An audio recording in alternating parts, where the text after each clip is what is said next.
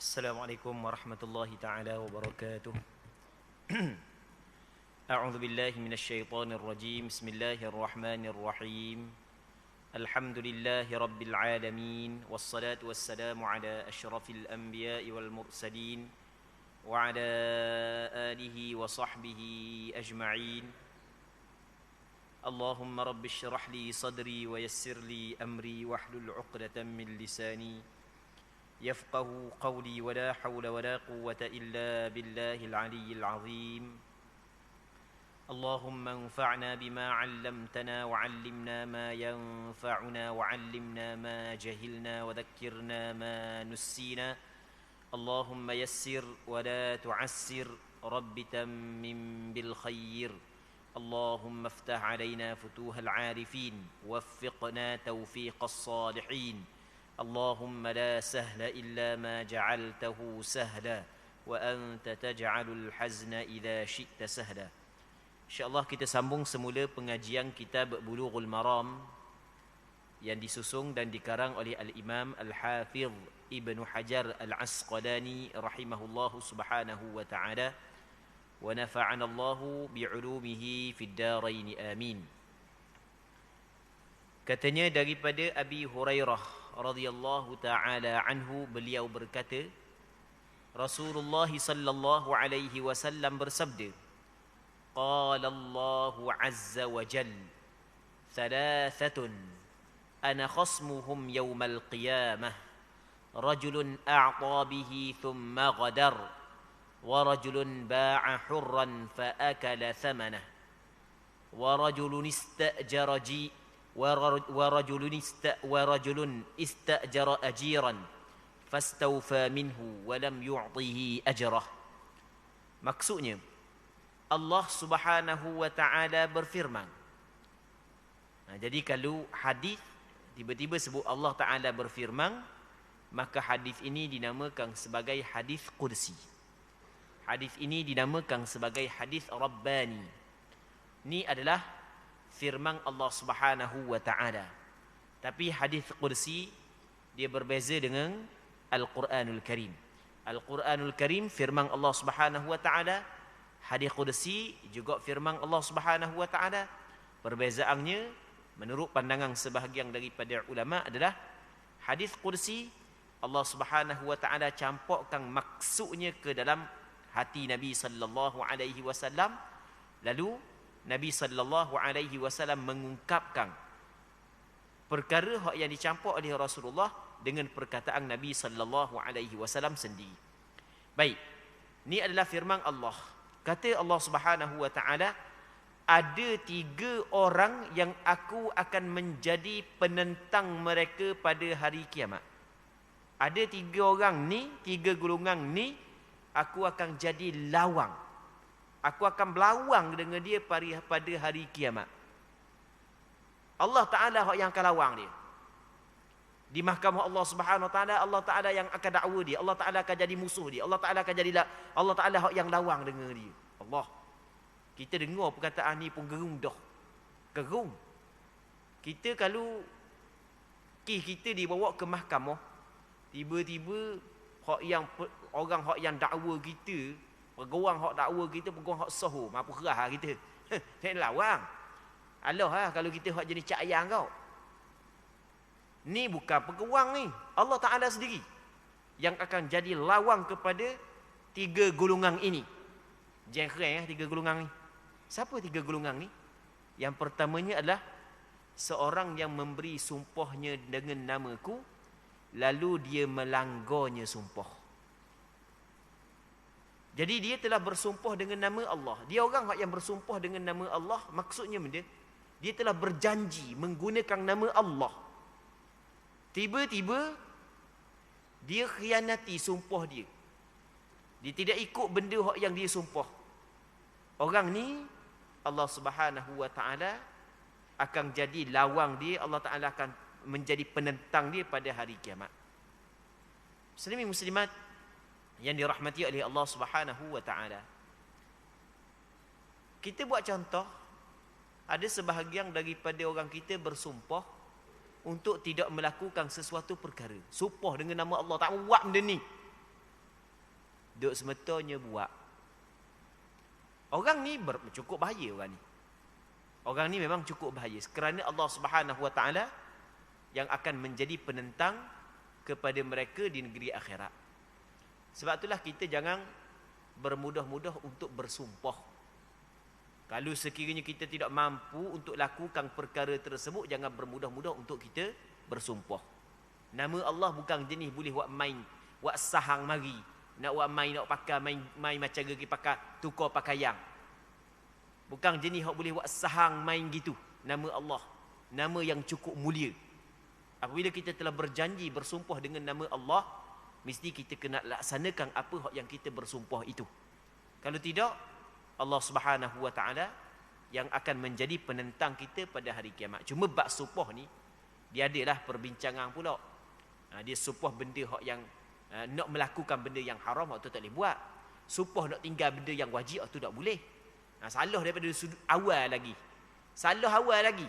Sumpah untuk meninggal perkara yang wajib ataupun sumpah untuk melakukan perkara yang haram, hak tu salah start daripada awal lagi. Baik, itu yang pertama. Yang keduanya adalah seorang yang menjual orang yang merdeka. Orang merdeka dia pergi jual. Kalau hamba tak ada masalah. Dia dulu ada hamba, ada orang merdeka. Pergi jual hamba, tu tak ada masalah kalau hamba milik dia. Kalau hamba hak yang jenis boleh dijual, maka tak ada masalah. Jual orang merdeka, tak boleh. Kalau dulu. Dan kalau zaman kita, mana pula zaman kita? Zaman kita tak ada hamba ni. Oh, zaman kita walaupun tak ada hamba, jual orang pun ada di zaman kita. Dan zaman kita jual orang ni lebih menggerungkan. Lebih menggerungkan berbanding dengan zaman dulu. Nya jual orang puang lah, jual orang lelaki lah, jual budak-budak dah. Banyak. Okey, orang puang kena jual. Dipaksa melacurkan diri. Allah Rabbi. Golongan ini pastinya di akhirat tidak akan selamat. Kerana Allah Ta'ala yang akan menjadi penentang kepada mereka. Oh memang atas dunia sedap boleh bitih. Kerja mudah. Jual orang, tak perlu waktu buat modal. Tipu-tipu orang sikit, boleh jual. Tak perlu waktu buat modal besar lah. Tapi di negeri akhirat, jagalah. Jaga. Golongan ni, kena jaga baik golongan ni. Atas dunia hidup dah senang dah. Di negeri akhirat, lebih lagi susah dia menghadapi ketika akan dibicarakan di mahkamah Allah Subhanahu Wa Taala. Yang ketiganya, kata Nabi sallallahu alaihi wasallam, dan seorang yang mempekerjakan pekerja lalu dia mendapatkan pelayanan daripada pekerjanya namun dia tidak memberikan upah kepadanya. Oh ni banyak juga. Hak yang berlaku dalam masyarakat kita ni. Banyak juga Mana? Okey, dia tokek. Apa tadi orang kerja ni dia tak tokek pun tak apa. Jadi dia buat benda-benda, dia pun upah orang. Dia upah orang, suruh orang buat sesuatu perkara. Tak kira lah benda pun. Lepas daripada orang tu buat, lepas tu dia kata janji nak bagi upah, siapa masa nak bagi. Orang ni juga Allah Subhanahu Wa Taala akan menjadi penentang kepada mereka itu pada hari kiamat. Oh ni banyak tempat kita ni. Oh ni banyak. Cakap kita tokek tak bayar gaji. Tokek tak bayar gaji. Nengung kawan ni. Nengung kawan ni tokek tak bayar gaji. Allah muslimin muslimat yang dirahmati oleh Allah Subhanahu Wa Taala. Golongan-golongan hak yang seperti ini jangan dianggap dia senang. Memanglah tak bayar gaji orang apa senang, bahan pitih ke dia belaka. Jadi dia kontraktor ke, dia tokek kedai makan ke, dia tokek benda ke, tak kira lah. Tokek benda pun apabila dia ada pekerja, perjanjian untuk bayar gaji sekian-sekian, dan pekerja dia buat kerja molek, sepatutnya dia dapat gaji, tiba-tiba tak bayar, kena berhati-hati orang ni. Sebab dia pasti akan dihadapkan mahkamah Allah Subhanahu Wa Taala. Mahkamah dunia mungkin lepas. Mungkin lepas mahkamah dunia. Tapi mahkamah Allah Subhanahu Wa Taala tidak akan lepas sama sekali. Orang yang dizalimi tidak ada siapa yang mampu untuk membantunya. Wa ma lidh-dhalimin min nasir. Tidak ada orang yang mampu membantu bagi orang yang melakukan kezaliman di negeri akhirat nanti. Muslimin muslimat yang dirahmati oleh Allah Subhanahu wa taala. Jadi kita kena berhati-hatilah dalam bab ni. Jadi kalaulah kita sebagai toke, kita ada pekerja, jangan sedikit pun mengurangkan gaji hak yang sepatutnya diterima oleh pekerja kita. Jangan melewatkan pembayaran kalau sekiranya tidak ada sebarang keuzuran setelah daripada sampai masa yang patut kita bayar. Baik. Hadis ini diriwayatkan oleh Imam Muslim dalam kitab Sahih beliau. Amba kalau bab gaji ni amba teringat satu kisah. Bab gaji ni, gaji kepada pekerja, ingat satu kisah. Kisah ni dikeluarkan oleh disebut oleh Rasulullah dalam sebuah hadis yang sahih yang dikeluarkan oleh Imam Muslim dalam kitab Sahih beliau ataupun kitab Bukhari dalam kitab Sahih beliau. Antara Bukhari ataupun Muslim, amba lupa lebih tepat, tapi yang pastinya hadis itu adalah hadis sahih. Yang mana Nabi SAW menceritakan 3 orang pemuda yang bermalam dalam satu gua. Tiba-tiba jatuh batu besar menutupi pintu gua. Dok cakap nak tolak, dok gerak setarang batu tu. Akhir putus harapan dah, dia kata hari ni tak ada dah hak yang dapat menyelamatkan kita melainkan berdoa kepada Allah dengan amalan soleh masing-masing. Dalam 3 orang tu ada seorang. Yang mana seorang tu masa dia berdoa minta Allah Subhanahu Taala bukakan pintu gua hak yang ditutupi oleh batu besar. Dia cerita dia ada ramai pekerja. Sampai masa dibayar gaji belaka kepada pekerja dia, mereka seorang je. Seorang hak yang dia nak bayar gaji hak tu dah ambil, tak tambah, dak puas hati pun dia. Dia tinggal gitu je. Orang ni toke ni orang hak yang takwa dia tinggi. Mungkin dia rasa nyesal berkali lah. Dia rasa nyesal, kesilap aku. Dia orang hak yang takwa dia tinggi ni, dia sering muhasabah diri dia. Kadang-kadang kesalahan yang ada pada orang lain tapi dia muhasabah diri dia, takut dia hak yang tersilap, takut hak yang dia tersalah. Gaji orang tu dia pegang, bukan setakat dia pegang, bahkan dia buat beli binatang, patu membiak, buat patu korama, dia beli hamba hak yang jaga binatang tu. Siapa berapa tahun lepas tu kawan ni mari minta mula, mana gaji aku dulu minta mula. Minta mula. Jadi teringat balik ada pitih ada pitih nak cari mana nak kagam mana. Ingat dulu ada waktu bayar gaji pergi minta. Lepas tu bila orang dia minta gaji tu, toke tu kata ni semua sekali lembu, kambing, unta ni, lepas tu hamba hok dok jaga dia belaka tu. Nengung kawan ni, dia kata, "Mu nak ngani kat aku ke?" Tak, dia kata, "Sungguh tu. Aku telah suburkan hartamu, aku telah kembangkan hartamu." Dia ambil, dak tinggal sikit pun. Hak tu disebut dalam hadis, ambil belaka, dak tinggal sikit pun. Dak lalu. Ambil belaka. Lepas tu dia pun berdoa kepada Allah, "Ya Allah, aku buat perkara tu kerana-Mu ya Allah. Maka selamatkanlah kami daripada gua ni." Akhirnya terbuka pintu gua tersebut dengan 3 doa. Tiga orang hak yang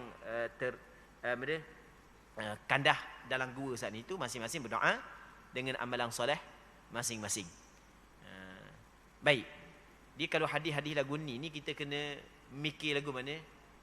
Cuba kita letak kita orang kepak duduk situ.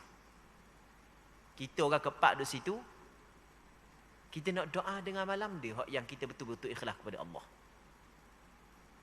Kalau kita orang kepak di situ, kita nak doa dengan amalan kita benda hak yang betul-betul ikhlas kepada Allah.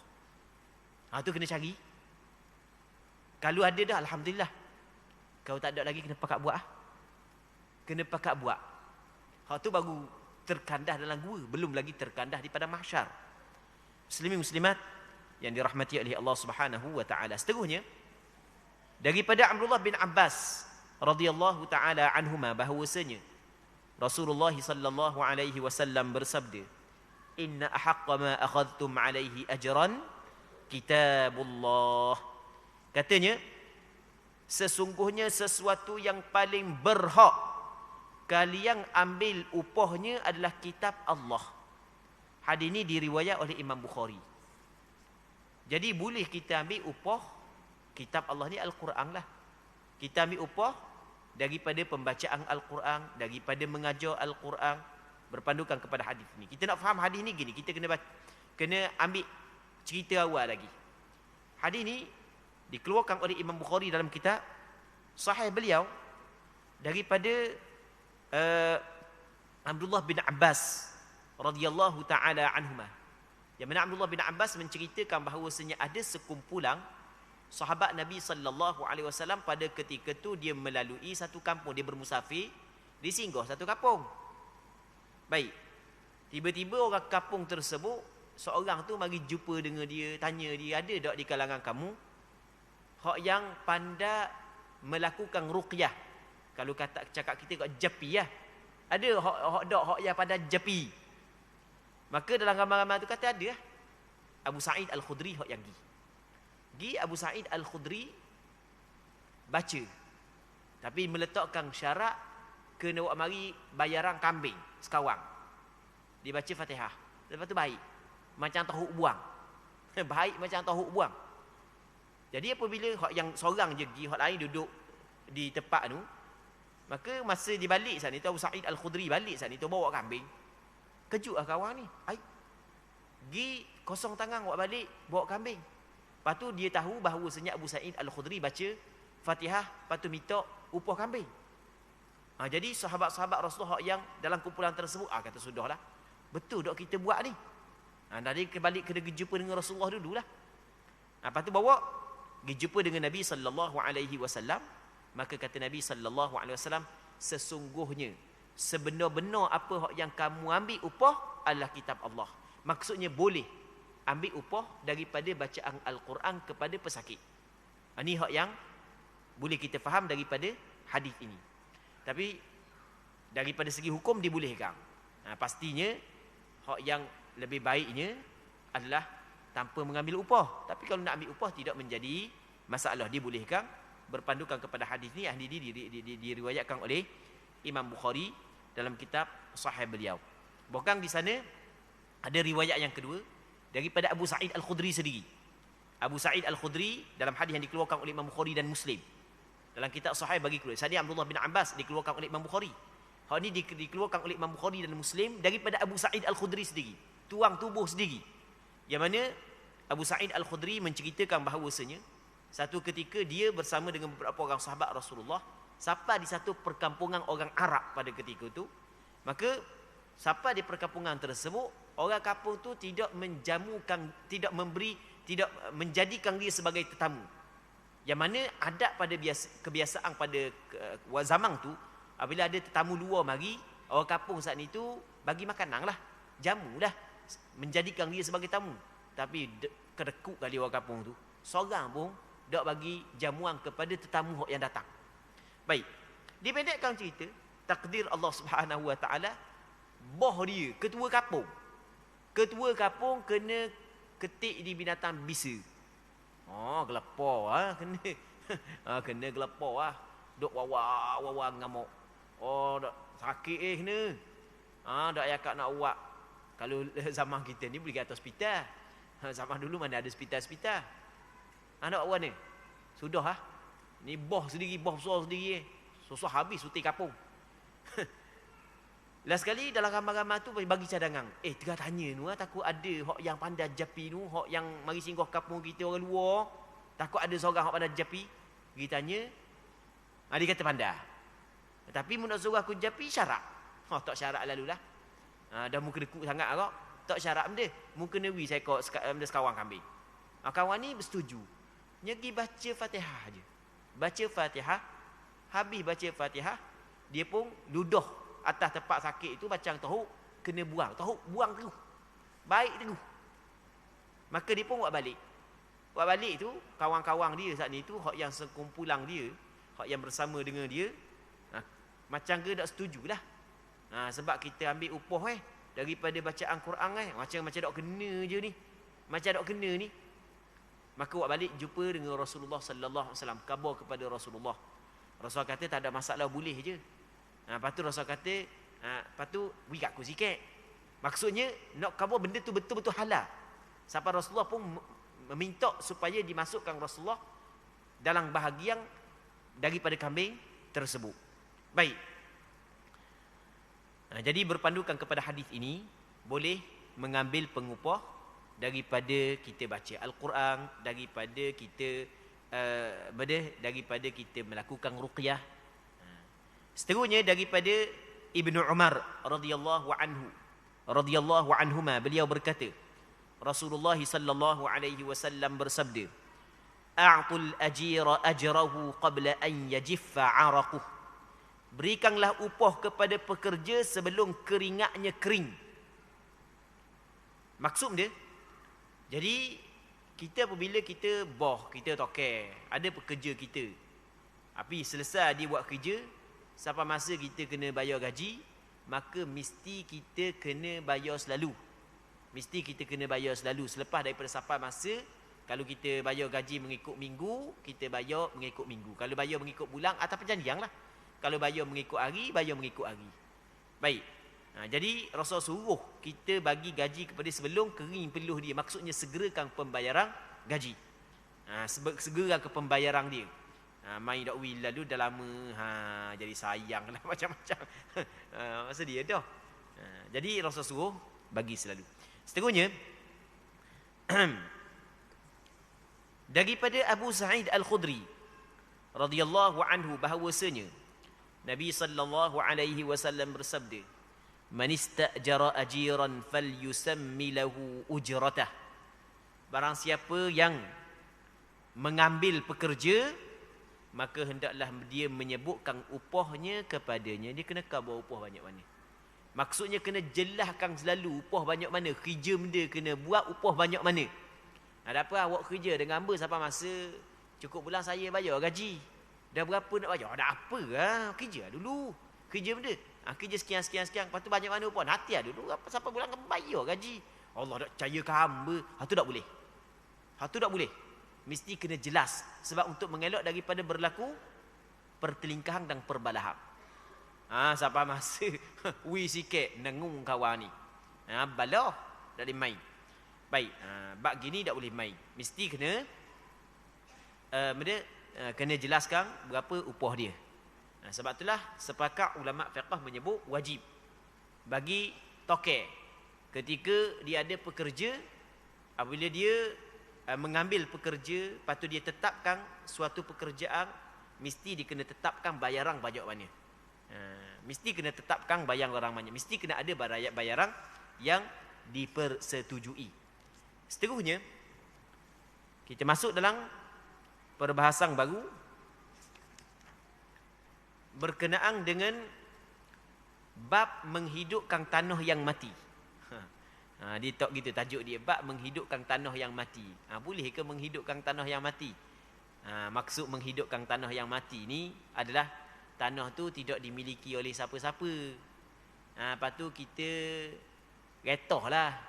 Kita cara, kita nebah, kita nanang, kita nebah, kita buat rumah, kita buat pagar, kita buat kebun kita. Kita maksudnya menghidupkan tanah yang mati. Dia ada perbincangan dalam kitab fiqh.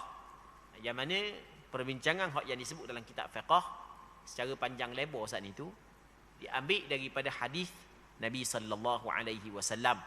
Dan pada malam ni kita akan tengok beberapa hadis yang membincangkan perkara ini.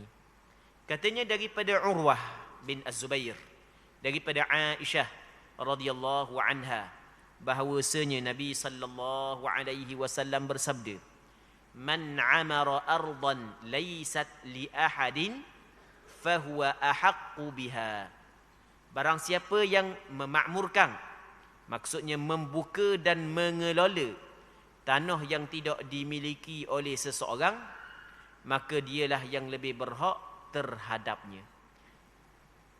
Muslimin muslimat yang dirahmati oleh Allah Subhanahu wa taala. Yang pertama, sebagai asas yang perlu kita kena tahu, Allah Subhanahu wa taala menjadikan bumi ini adalah untuk keseluruhan hamba-Nya, untuk manfaat kepada hamba-Nya. Allah Subhanahu wa taala menjadikan kita sebagai khalifah Allah pada muka bumi untuk memakmurkan bumi Allah Subhanahu wa taala. Bumi ini pada asalnya adalah milik Allah Subhanahu wa taala. Jadi dalam hadis ini Nabi sallallahu alaihi wasallam menyebut Kalau orang saat ni tu, orang dia buka tanah. Tanah tu tak ada milik siapa-siapa. Tanah tu tak ada milik siapa-siapa. Maka dia hak yang lebih berhak terhadap tanah tersebut. Dia hak yang lebih berhak terhadap tanah tersebut. Kalau ada orang tu buka dah tanah, orang lain nak pergi ambil, tidak dibolehkan dah. Baik. Adakah disyaratkan dapat kelulusan daripada pihak pemerintah ataupun tidak? Baik. Di sini berlaku khilaf di kalangan ulama fiqh. Di sini berlaku khilaf di kalangan ulama fiqh. Majoriti ulama fiqh tidak mensyaratkan mendapat keizinan ataupun tidak daripada pihak pemerintah.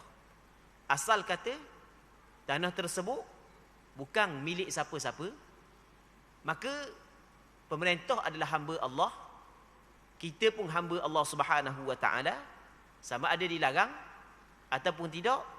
Kalau orang tu membuka tanah tersebut, maka dia lebih berhak terhadap tanah tersebut. Okey, ini pandangan majoriti ulama berpandukan kepada hadis ini. Namun ada sebahagian daripada ulama fiqh, antaranya adalah pandangan dalam mazhab Hanafi.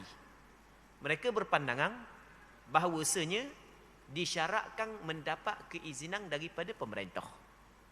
Kalau pemerintah tidak memberi keizinan, maka tidak dibolehkan. Baik, okey, ada perbincangan di kalangan ulama fiqh di sini. Tapi secara jelasnya ada hadis Nabi sallallahu alaihi wasallam yang Rasul kata sesiapa yang membuka tanah yang tidak dimiliki oleh siapa-siapa, maka dia adalah lebih berhak terhadap tanah tersebut. Wa qada bihi Umar fi khilafatih, dan Umar maksudnya Sayyidina Umar menetapkan hal itu pada masa pemerintahannya. Jadi pada masa pemerintahan Sayyidina Umar, apa hak yang Rasulullah sallallahu alaihi wasallam sebut ni, Sayyidina Umar mengamalkan. Siapa hak yang buka boleh ke dia tanah. Siapa hak yang buka boleh kepada dia tanah tersebut. Hadis ini dikeluarkan oleh siapa? Oleh Imam Bukhari dalam kitab Sahih Bukhari. Baik, seterusnya daripada Sa'id bin Zaid radhiyallahu anhu, daripada Nabi sallallahu alaihi wasallam, beliau bersabda, "Man ahya ardan maytatan fahiyalah." Maksudnya, barang siapa yang menghidupkan tanah mati, maksudnya tanah mati, tanah yang tidak bertuang, maka tanah itu adalah miliknya. Jadi kalau tanah tu tak ada tuang, dia menghidupkan, dia tebang, dia nebah pokok-pokok besar-besar, pera besar-besar meluk tu dia tebang, dia nebah, lepas tu dia buat pagar, dia buat rumah dia situ, ataupun dia buat kebun dia, maka tanah itu adalah miliknya. Hadis ni sama dengan hadis sebelum. Sebagaimana yang kita cerita, ulama berbeza pandangan, adakah disyaratkan mendapat keizinan daripada pemerintah ataupun tidak disyaratkan. Pandangan majoriti ulama menyebut bahawasanya tidak disyaratkan, manakala pandangan mazhab Hanafi adalah disyaratkan. Maka andai kata pemerintah saat ini tu, pemerintah mengambil hukum daripada Al-Quran, mengambil hukum daripada hadis, tapi dalam masa yang sama dia memilih pandangan ulama mazhab Hanafi dalam masalah ni, maka boleh pemerintah melakukan hal tersebut. Baik, apabila pemerintah memilih mana-mana pandangan ulama muktabar, maka untuk rakyat pula kena ikutlah. Sebab khilaf di kalangan ulama terangkat apabila keputusan telah dipilih oleh pihak pemerintah. Baik, seterusnya daripada Ibnu Abbas radhiyallahu taala anhuma, bahawasanya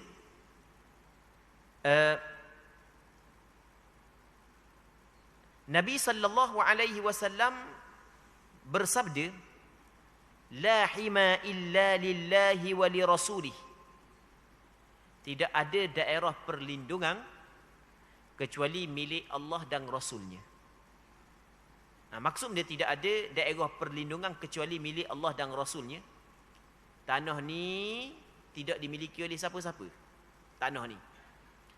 Baik. Maka tak ada siapa pun hak yang boleh nak kata tanah ni jangan kosek. Ni tanah ni kawasan aku. Tanah ni siapa jangan kosek, ni kawasan aku. Sama ada pemerintah ke ataupun selain daripada pemerintah. Tak boleh nak kata gitu. Tanah ni siapa pun tak boleh kosek. Sebab tanah ni Allah aku nak tanah ni. Aku nak letak binatang aku. Aku nak letak aku nak nanang sini. Tapi dia tidak buka pun. Itu tidak boleh. Itu maksud la hima illa lillahi wa li rasul. Melainkan bagi Allah dan Rasulnya boleh buat gitu. Selain daripada Allah dan Rasul tak boleh. Dan maksud bagi Allah dan Rasulnya maksud dia benda. Di sini ada perbincangan di kalangan ulama hadis. Kalau bagi Allah jelas. Maksud bagi Allah adalah untuk kegunaan umum. Okey, tak ada masalah. Okey, tanah ni pihak pemerintah kata tak payah cara tanah ni, hak ni kita tak boleh, cara siapa ambil pun tak boleh sebab untuk maslahah, untuk kegunaan orang ramai. Okey, tu tak ada masalah. Tapi kalau ambil untuk individu, untuk peribadi, hak tu tidak dibolehkan. Hak tu tidak dibolehkan, melainkan dengan cara dia membuka tanah tersebut, dia kita bang, dia buat pagar, dia nanang, hak tu tak ada masalah. Baik. Jadi nak cuk-cuk lagu tu, hak tu tidak dibolehkan, melainkan milik Allah. Milik Allah ni maksudnya adalah untuk kegunaan orang ramai. Sebagaimana di zaman Rasulullah ada tempat-tempat tertentu Rasulullah sallallahu alaihi wasallam berdakwi ambil sebab untuk meletakkan binatang sedekah situ. Untuk meletakkan kuda di situ.